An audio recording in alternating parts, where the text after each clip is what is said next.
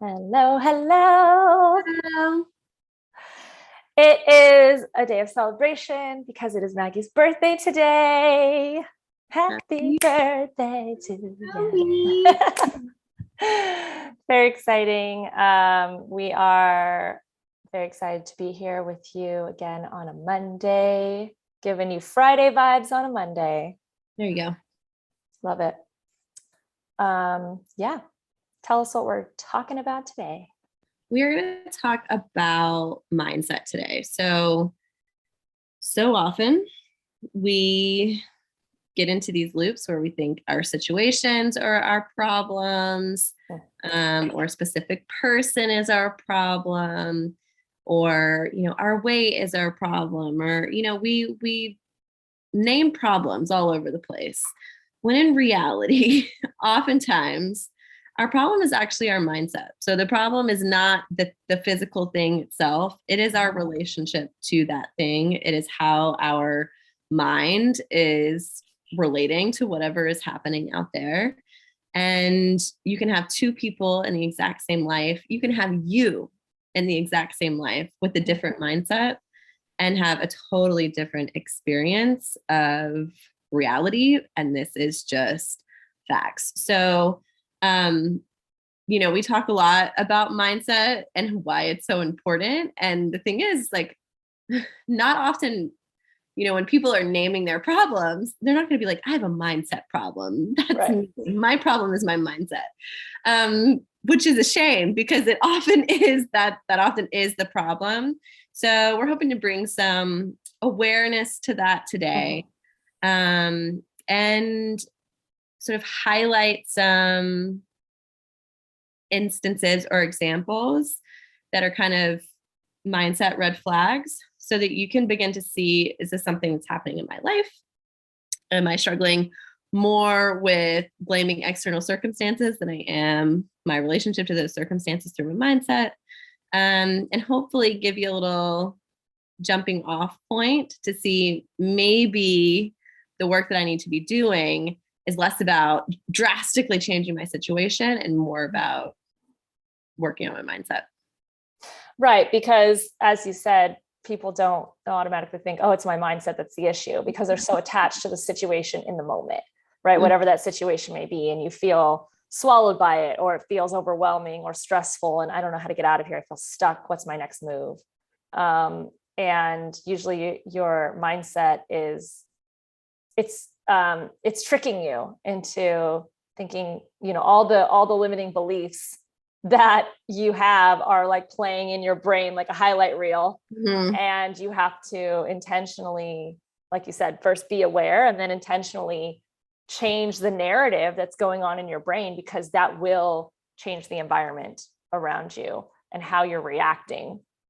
And also what you're putting of importance. I think it's a perspective thing, because two people can be in a terrible situation and one person can say, oh, well, this is the worst thing ever and I don't know what to do, and and then all of a sudden it's just more and more of that, versus another person can, focus inward and really have a moment of clarity and maybe do some meditation and, look at the positive things that are happening in that situation and what it's teaching them, versus them feeling like a victim, or, and I hate to use that word, but you know what I mean? Well, I mean, that actually is like one of the key indicators that you are struggling with the mindset issue. Yeah. Like identifying with victimhood. Yeah. Everything is happening to me, like I am the butt of the joke. Like everything seems to be going wrong for me. And we just like get identified with this, like, bad shit happens to me. And right. That is really a red flag of like being, because the world isn't doing stuff to you. And yes, there are, like, I want to be very clear, there are systems in place that, there are racial systems in place. Yes. And socioeconomic systems in place that are purposely created and perpetuated to keep certain people down. That's a reality. But like, by and large, when shitty things happen, we think that people or the universe is like doing it to us. It's like, no, it's not really how it's happening. Right. So this mindset of victimhood, feeling like a victim, is a huge red flag indicator that, you know, you're taking things really, really personally and you're identified with the situation instead of being identified with your center of power in a given situation. Because when you're identified as a victim, you are powerless. Absolutely. Yeah. I mean, if you like we said, two different people with two different, you know, a weak mindset and a strong mindset, you are going to change. You can see a different outcome. You can see the way out. You can see the hope, or you can see how that situation is making you stronger, how that situation is supposed to be in your path. It's actually for you, but in a good way, not in a bad way. It's not happening to you. It's happening for you.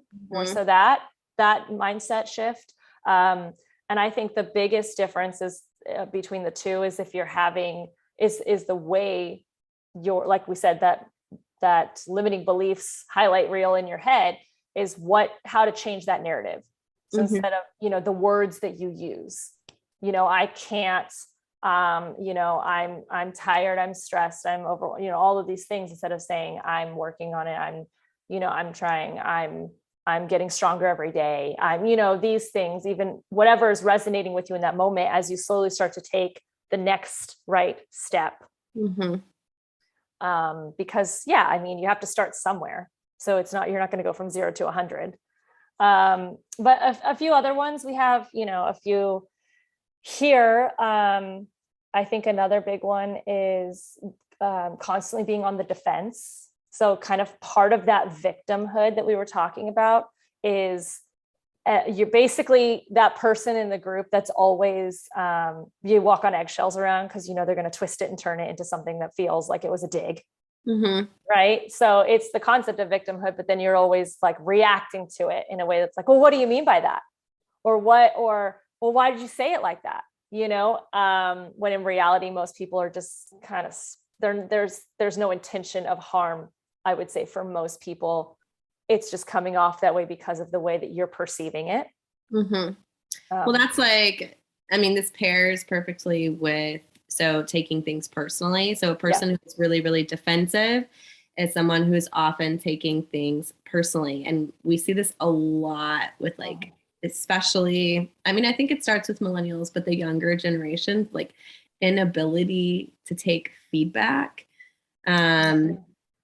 Because this, like, if we are viewed in any sort of way outside of like perfection and like lauding ourselves and celebration, it is an attack of the ego and like we can't handle it. And so it's that, you know, whenever you find yourself being really, really defensive, I mean, that's a fear mechanism, right? So it's the ego trying to defend itself because it's registering something is dangerous. And so when the ego registers something is dangerous, it's like life or death. And so we lash out and we get really defensive and we take things that are not personal very, very personally, right? Like I remember in college, like my roommate asking me to take out the trash was like basically her saying like, you're a worthless piece of garbage. It's just like, how do those things are not the same. Right. That's like, you know, that's how my mind was registering it. And I had a very weak mindset at the time, you know? So it's being defensive is the same as taking things really, really personally. Right. Because it's, I mean, basically you're writing that narrative. Like she didn't say that. No one said that to you. You know, you get all of those conversations like, well, no, that's not what I said. That's not what I meant. Well, that's what I heard. It's like, well, wait, though, that's exactly the problem. Like that's where the problem lies. It's not what was said. It's how it was perceived. And, you know, we don't want to dilute valid feelings. You know, if someone's feeling a certain way, you know, those things need to be addressed. But also it's like that mindset thing. If you are always thinking someone's coming at you to attack you, then that's a deep hole you got to get yourself out of before you can start to actually have conversations where you're got the whole valid feelings going on. And I don't want to get too like deep into this like single track, but you mentioned something really, really important. If you are having those feelings, we're not saying like those aren't valid feelings Right. or to just like dismiss those, but those aren't the truth, right? Your feelings are not Yes. necessarily the truth. And so it just using this example, right, that my roommate called me, a piece of trash because I needed to take out the garbage. That's a story that I have. Mhm. Why am I feeling that way? Was it something in the way that she said it? What is a story that like, if somebody has to tell me how to live, then I don't know how to live, or my mama didn't raise me right, or something like that. What story is it Right. about? Why am I feeling that way? Which I didn't, trust me, at 21, I did not have the capacity to do this work. I was not there yet. But it's not about just dismissing those feelings. It's about recognizing them and sort of intercepting them and realizing that these aren't, just because I'm feeling this way, it doesn't mean that it's the truth. And it doesn't mean that that's what the other person meant. And so when we are feeling attacked like this, that's another reason why it's really important to have conscious conversation, because we can't read other people's minds. Mm-hmm. So if we're in this like mind reading habit, this is another aspect of defensiveness, right? If like we're constantly deciding what the subtext of what people are saying Mm-hmm. without confirming with them, then we're likely going to have a lot of trouble in our relationships, right? Right. Constantly saying, oh, Christine said this, she must have meant this, instead of being like, when you said this, did you mean this or did you mean this? Giving Mm-hmm. people the actual opportunity to tell you what they mean instead of mind reading it all the time. That's another like, yeah, it's a quick snowball into exactly. Miscommunication and just arguments and all of that kind of stuff. Like nip it in the bud, for sure. I think the obvious one is kind of like seeing the glass half full versus the glass half empty kind of thing, where you're always obsessing about the problems that are happening in your life, and every time you think about another problem that's happening, it brings on more energy of more problems. That's kind of like the concept of the domino effect of stubbing your toe in the morning, and then the coffee spills on you, and then you're late to work, and then you don't find the parking spot and all the things. By looking, even if you're feeling stuck and you're feeling kind of in a low point, you still have positive things going on, Mm-hmm. right? You still have a roof over your head. You still have food to eat. You still have a car to drive. Whether you were late to work or not, the car got you there safely. Like we need to start. I noticed for me, and Maggie, I'm sure you can relate. Like when we've been in our darkest points, like there was still, that's when you kind of have to go down to the survival tactics of life and be grateful for just the bare necessities, essentially, of the essentials of life. Goes back to like Maslow's hierarchy of needs of like, do we have food? Do we have water? Do we have shelter? And those are already things you could be grateful for, because there are people in the world that don't have that. Right. And this is again, like, this is a balancing act, because the work that we do is most powerful when we acknowledge our true experience. Mm-hmm. So if you like, I had a really hard therapy session this morning, and then I came out and there were like balloons, and I got my birthday present. It like immediately just sort of like floated me up when I was having a really, really hard morning. But in that session, like everything seemed dark.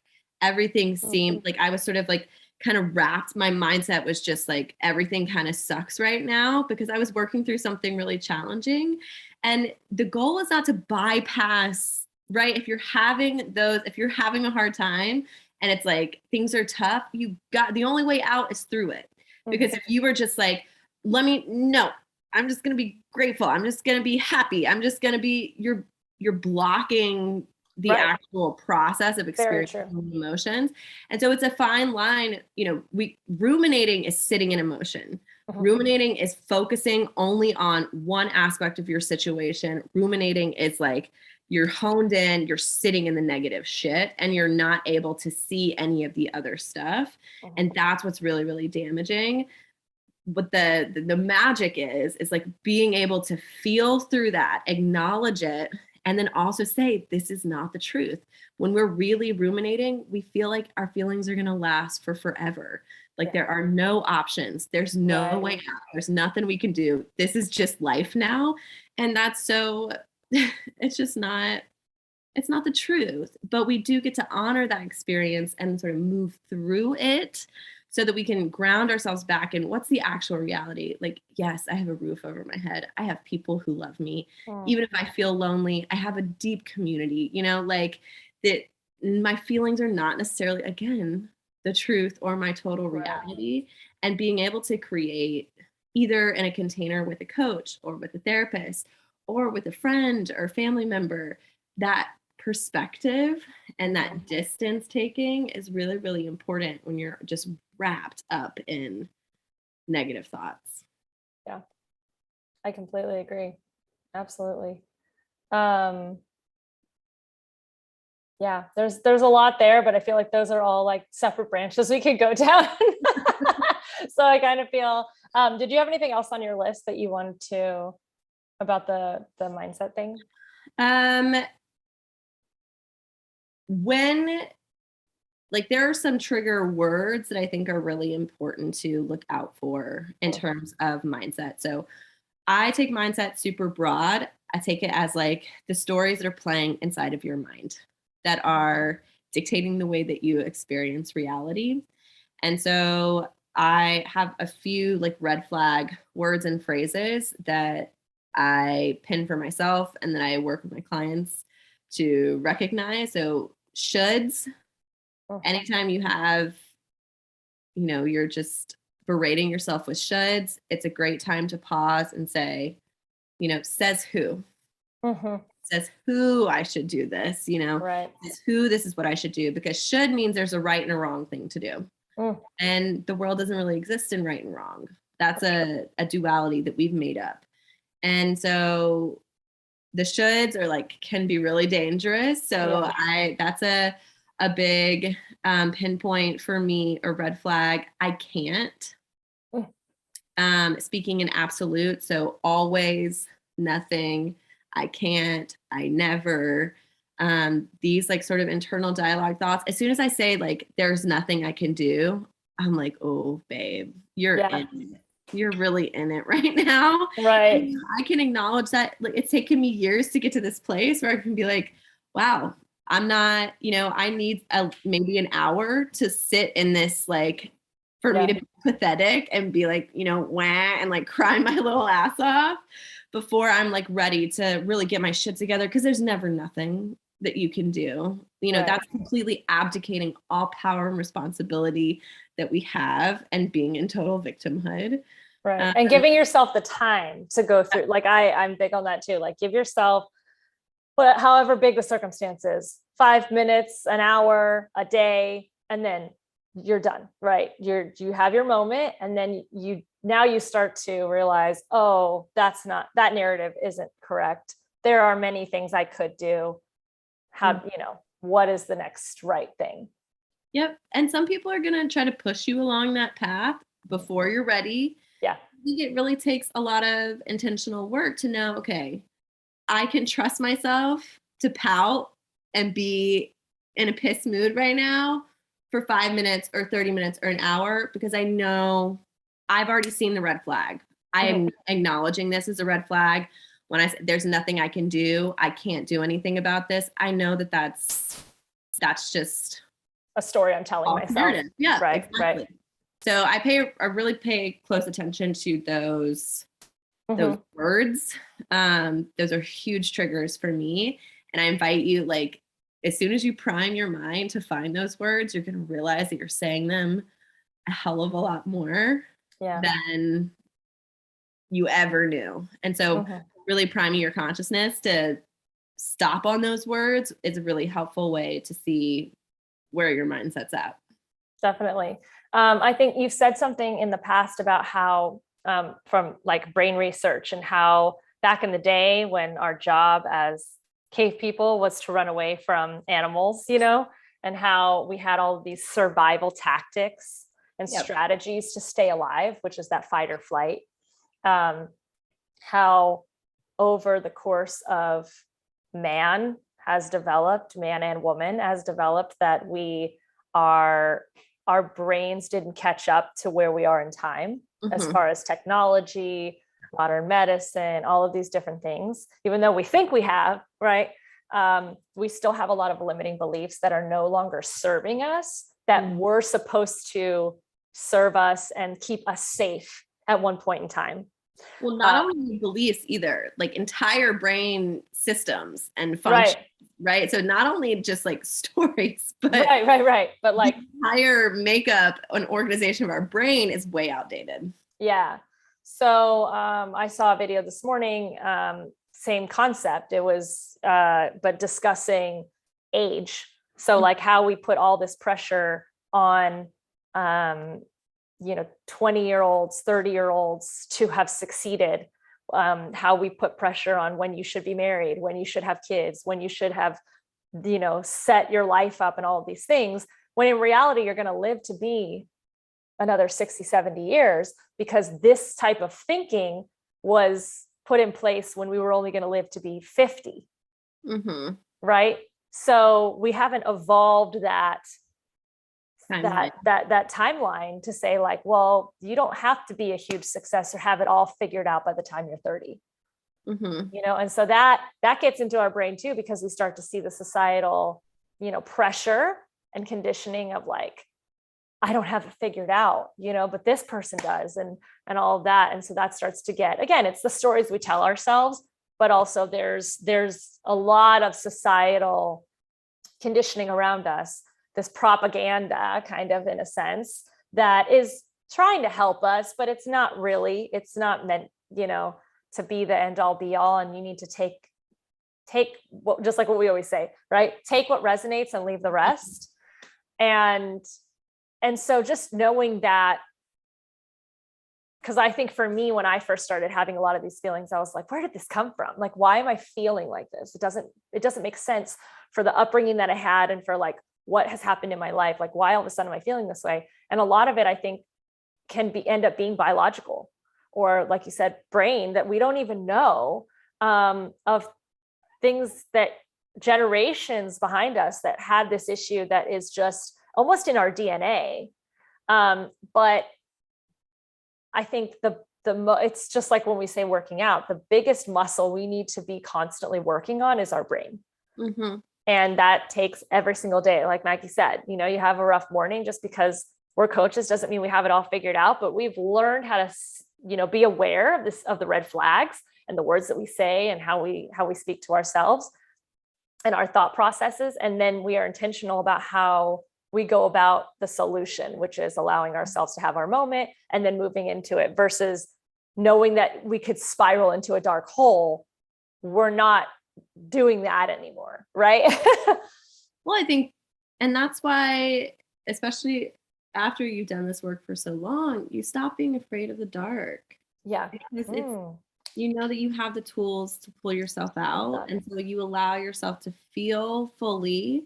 I mean, I was like, my face is still probably a little swollen. I mean, we really went through it this morning, and I like allow myself to feel fully without the fear of being consumed by it anymore, because I have the tools. I can recognize, how my red flags when my mind is working against me. And you did say something else that is just like another huge red flag is comparison. If you find yourself constantly comparing yourself to other people, again, this is kind of a sidebar of victim mindset. So we often think like, oh, well, their daddy was rich, and so they have all this money, and that's why they're successful. Or we make excuses, right, for why other people are successful and we're not, that which also puts us into victimhood and abdicates our, responsibility. And again, I'm gonna say this because, like, of course, there are systems in place that are intentionally trying to deny people access to different opportunities. So that is a reality, but also, we have a lot of personal agency and responsibility too. And if we're constantly comparing ourselves to other people, if you're constantly looking side to side, you're not looking at you.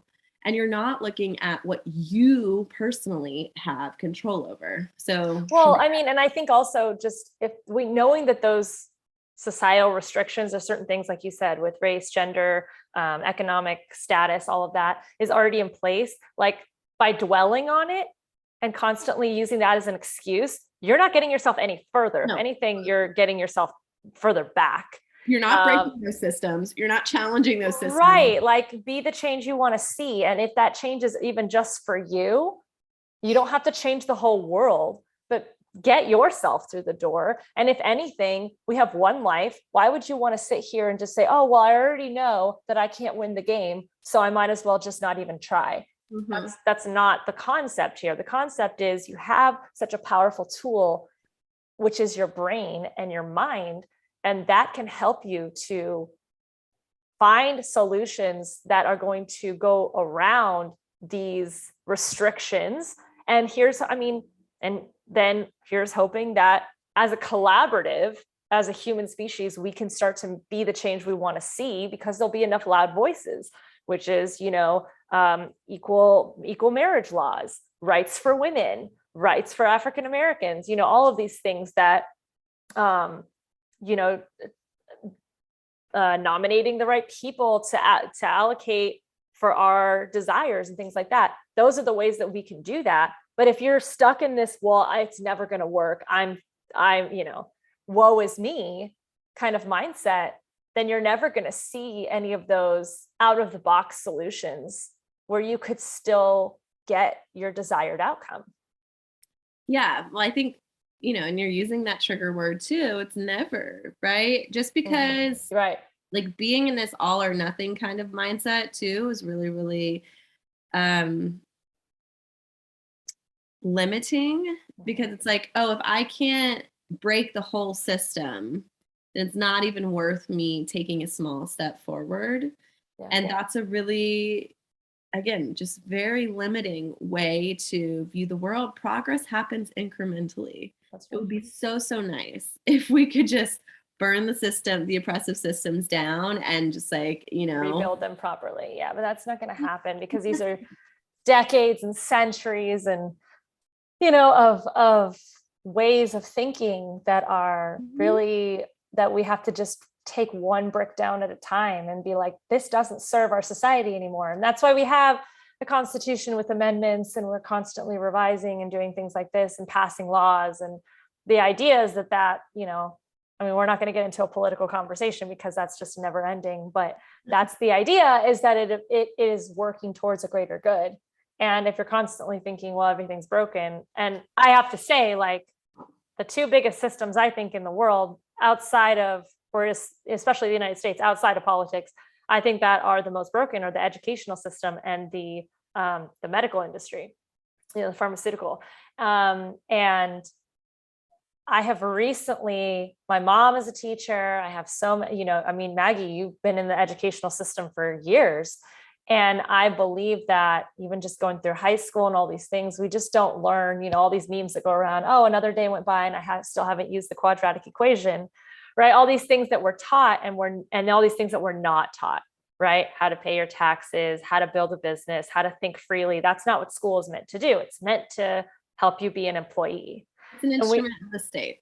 Exactly. And we know that. And then when you go into a university and you get onto all this student debt and you try to learn a trade, which most people end up going indecisive for a while because they're not guided correctly. And then you learn something, and then most people end up getting a job out of that degree and then paying all these student loans. And it just doesn't seem like a system is working for the people. And that's the thing, it's not. So the sooner you understand that, the sooner you can find your own educational systems. And what has helped me to feel like that there's a progress there, because that's such a huge system that you just think is just never going to change. And you're like, what do we do here? Where do we even go? Is how incredible the life coaching space and the coaching space in general has evolved in the last 5 to 10 years, specifically in the last 5 years. Business coaches, tax coaches, gut health coaches, life coaches, all of these individual, expert level that are living that reality that you desire in that moment, instead of a university professor who's been teaching economics for 40 years and is making 50 grand a year. Like, I would rather take, some coaching with a multimillionaire and how are you doing it right now? What kind of business are you running? Same thing for your mindset. therapy, life coaching, all of that stuff to guide you in what it is. And that's when you start to find the answers you're looking for. And then being able to be a part of that, like the universe was guiding me. I passed through social media marketing, event planning. I mean, you name it, I did it. And I got to this point where I was like, oh my gosh, this is what's I'm going to be the change I want to see in the educational system, because I'm helping people learn something that they think they're going to learn in school and they don't, And so that is something I've come to the realization in the last, basically since we started working on this academy, that I was like, I can actually help and not feel so helpless in this giant system that feels like it's just meant to make us work for the man, Yeah. And so that took some time to get there, and it just trusting in yourself and your faith and your intuition and going forth and knowing that your agenda is going to help people. But then again, that's for someone who is working towards trying to make a change. Sometimes it's just trying to make a change within yourself. That's the hardest part. You got to start there before you can try to help others, because if your glass is empty, you cannot pour from an empty glass. I say that all the time. So focus on what it is that you're trying to do, and that comes from mindset. Yeah, I mean, I think the whole reason I had to stop being a teacher was because I wasn't creating the kind of like systemic change that I know the system needed. And as 26, I couldn't handle that. I couldn't handle that my impact was so small. And of course, my impact, I still get messages from my students from, 5 and 7 years ago. Like, my impact really wasn't that small. Right. When you think about like the ripple effect of impact that you have on people. And so that was I acknowledge now that, obviously the system is like rigged, and it is, there are deep issues inside of it. But the reason I failed at teaching is because my mindset failed. It failed me. But you could consider it now a redirection, because you're still teaching. You're just making such a greater impact with your knowledge and expertise to people who are directly impacted by your curriculum. I'm connected to that, right? I'm like, I understand now how change works. Yes. It would be nice. We would all love to wake up tomorrow with the body that we wanted, and the job that we wanted, and the house that we wanted, and like the income that we would all love to snap our fingers and have these things happen. But that's not, I had to go through this process in order to get to where I am now. And I think I can see now the value of the work that I do, even if it's not crumbling the system. Because it's a brick a day. And I think that's really, really important. And so that's a huge mindset piece, is acknowledging the impact that you do have, acknowledging the change that you are able to create, acknowledging what you do have control over, and taking action there, instead of looking at these enormous systems that were created intentionally to oppress us and to keep us small. Instead of looking at those and feeling defeated when you wake up in the morning, do the one small thing that you can do to resist those systems. That is powerful. And the more people do that, the more the system crumbles. And so I think really shifting your mindset around, like, because I can't do it all, I'm not going to do any, is so important, especially when we're coming up against like larger systemic issues. But even, when we're just coming up against our own stories. Just empty one box at a time. You don't have to clean the whole room. Yep. Yeah, no, definitely. I think that's so powerful. Like, just really taking your mindset and just really just focusing on the next right thing. I mean, the Frozen taught us that, right? The Disney movie, right? So that whole, she's completely defeated. She thinks her sister's dead. she lost her best friend, everything's gone. And she's like, I just have to do the next right thing. And she slowly, physically crawls up the mountain and gets herself there. And those movies, let me tell you something, they're not just for kids. They're very much for adults. And yeah, when you cannot do it all, you don't need to look at the whole picture. Just take the next, piece and put that down. And do that. And when you slowly start to put each piece down, it will add up to the whole picture. Yep. Definitely. Coco. Yeah, for sure. Did you have anything else next? I think, another red flag, this is kind of in the should area, is just to, if you're constantly letting the choices that you make be dictated by other people and what other people are going to think of you, that is mindset. So like making decisions with other people's voices in your head, that's a mindset issue. Not doing things because of what other people are going to say about you, mindset issue, right? These are all stories that you get to engage with and reframe. This is not the truth. It's only limiting if you allow it to be. It can be really insightful. It can show you areas in which you are very insecure and sensitive and guarded and afraid of being vulnerable. And so I would say when you start polling other people, when you start really, instead of making your own decisions, you're farming that out to other people in your circle. And that's not to say, you should never ask for any advice, but when you're really abdicating your central role as decision maker in your own life and giving that power away to other people, that's an indicator that you're not feeling secure and that you might benefit from spending some time alone with yourself to get clear on what it is that you want and what you want to do instead of letting other people's voices kind of rule your show. Yeah. And strengthening your mindset is going, it's going to shift your identity. It's going to the ideas that you're growing, you're evolving, you're wanting to feel healthier, both mentally and physically, and be a better version of yourself. And that is going to shift the people around you as well. These people who you used to have so much in common with and used to be thick as thieves and, doing all the things. And because you had that same hustle culture mindset, or you had that same, we're going to make fun of everybody mindset because we feel like we're down in the dumps. So we're going to, gossip about everybody. And now all of a sudden you realize that that's no longer serving you, or you're feeling stuck and alone. And then you start to shift things. Most of those friends around you and people around you are not doing the same work.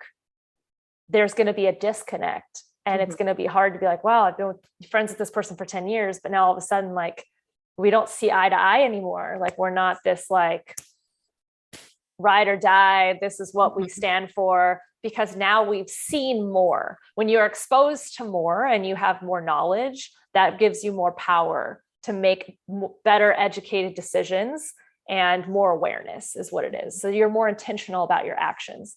And people who are still blinded to that, they are on the defense. They are pointing fingers at other people. They're going to feel like, well, you're betraying me. But that's not really the case. You're getting out of your stuckness, and you're powering through to get to your, to strengthen your mindset so that you don't fall back into those dark places. And I love, Maggie, what you said about not being afraid of the dark anymore. That's like such a cool visual, because it's true. Like, you don't need to be afraid of the dark. Like, there's the dualities exist in life. You have light, you have dark, and you need dark in order to appreciate the light, and vice versa. That's why we go to sleep and wake up and, we have daylight and nightlight, but you need to understand how the darkness can help you. And what it's teaching you. And most people grow and evolve more in the dark than they do in the light. And so just being aware that when you're making these shifts, there's going to be people that drop off. The universe is going to move things around, and it's going to feel like, oh, I'm losing things, but you kind of have to shed the old identity in order to put the new one on.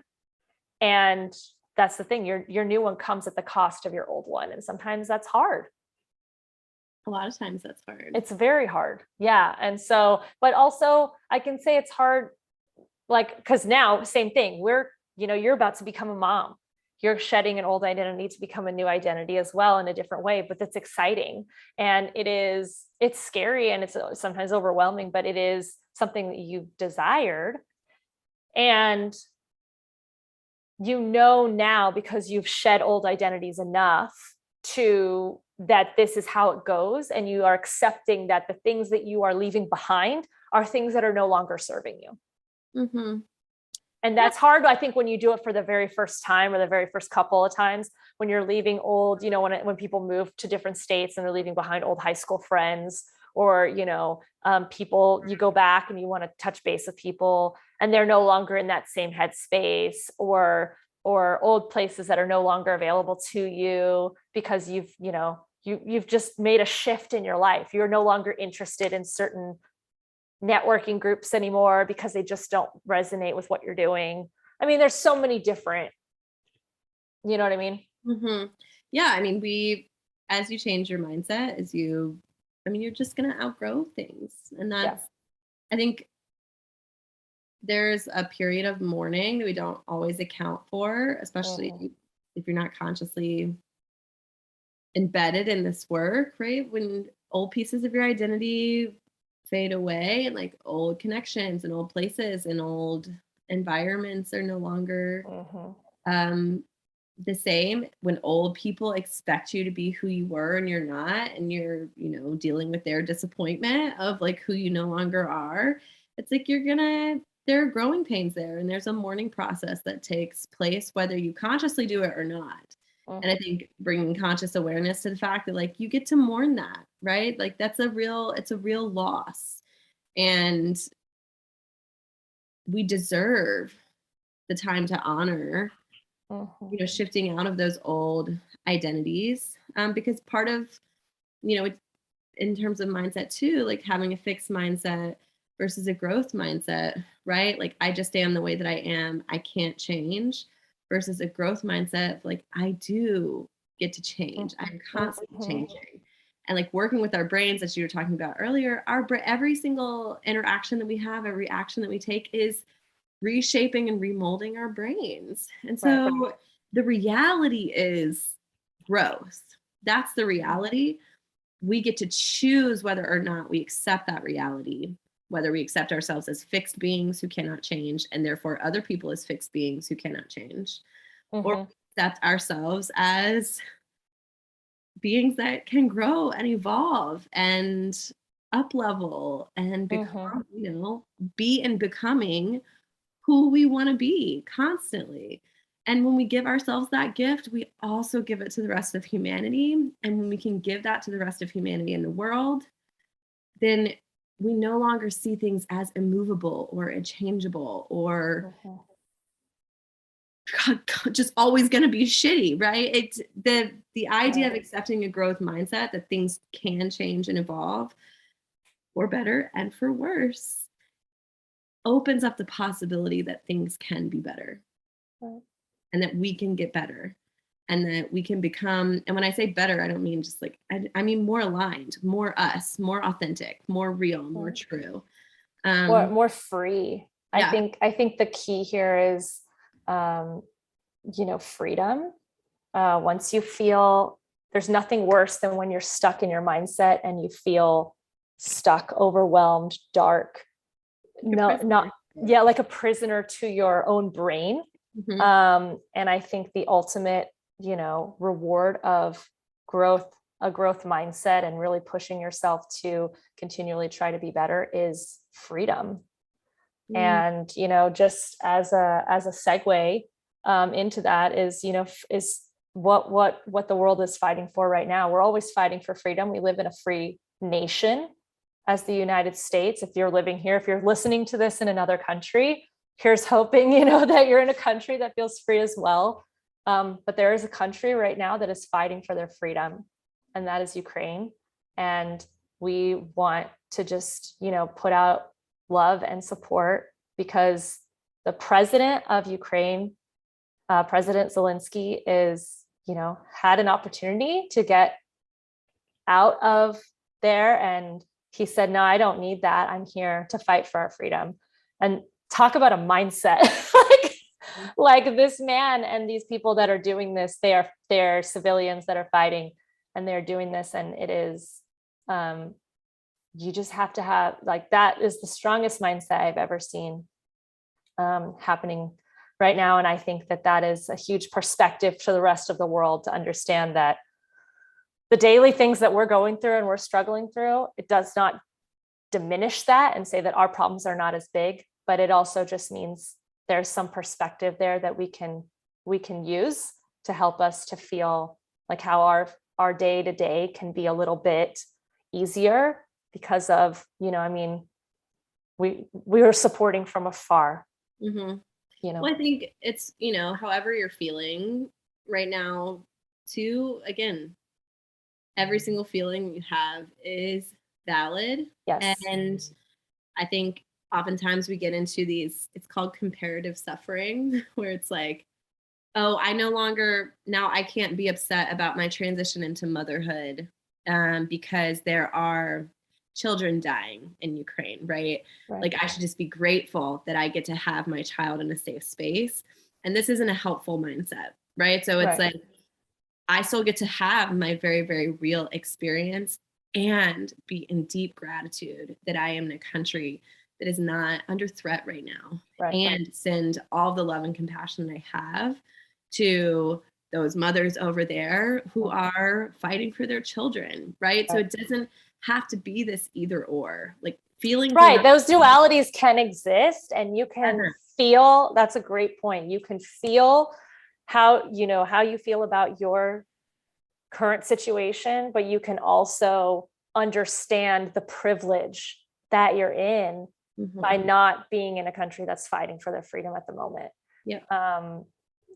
But yeah, I think we send all of our love and our prayers to everyone that is, a part of this. And we are all, the reality is we are all a part of this. We are all a global world.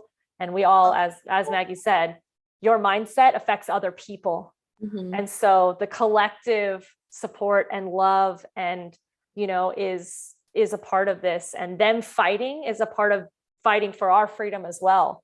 Because if this continues, it's not a good scenario for the rest of the world. And so, their fight is our fight and our fight is their fight. And we're all here for it. So, to end on a high note, the idea is that freedom is available. Freedom is not just physically, but mentally. And we need to always be working towards developing freedom within ourselves and within the people around us. Well, I think the best way to cultivate, like, freedom on a global scale is to cultivate it within ourselves. That's right. First. Anything that we want to see on a global scale must be first mastered on a personal scale, because we cannot change collectively what is not personally changed within us. And that doesn't mean that we have to be perfect or 100% unified. But it underscores the importance of our own personal work in affecting change on a larger global scale. Absolutely. So I think, a lot of times during really challenging events like this, it can feel paralyzing, because, like, what can I do from here, right? Apart from donating funds and making sure that I'm getting reliable information, and if I'm sharing information, that it is also reliable. But I think something, we feel paralyzed because we're doers. We want to do things to make ourselves feel better. I think acknowledging, right, that there's not a lot that we can't make ourselves feel better out of this. This is it's a horrible, hard, dark situation. But I think, focusing on what can I do to heal myself, Mhm. to cultivate freedom within myself and within my community and with those that I love. Yeah. And Make that in turn will raise the collective energetic vibration of the world if we all continue to put our best foot forward. like just lay the bricks, baby. That's it. That's what we can do. Absolutely. Yeah. We love you all. We hope you have a wonderful week. Mhm. And we're going to close out this celebration of Maggie's wonderful birthday. And we hope that this resonated with you. And we will see you next week.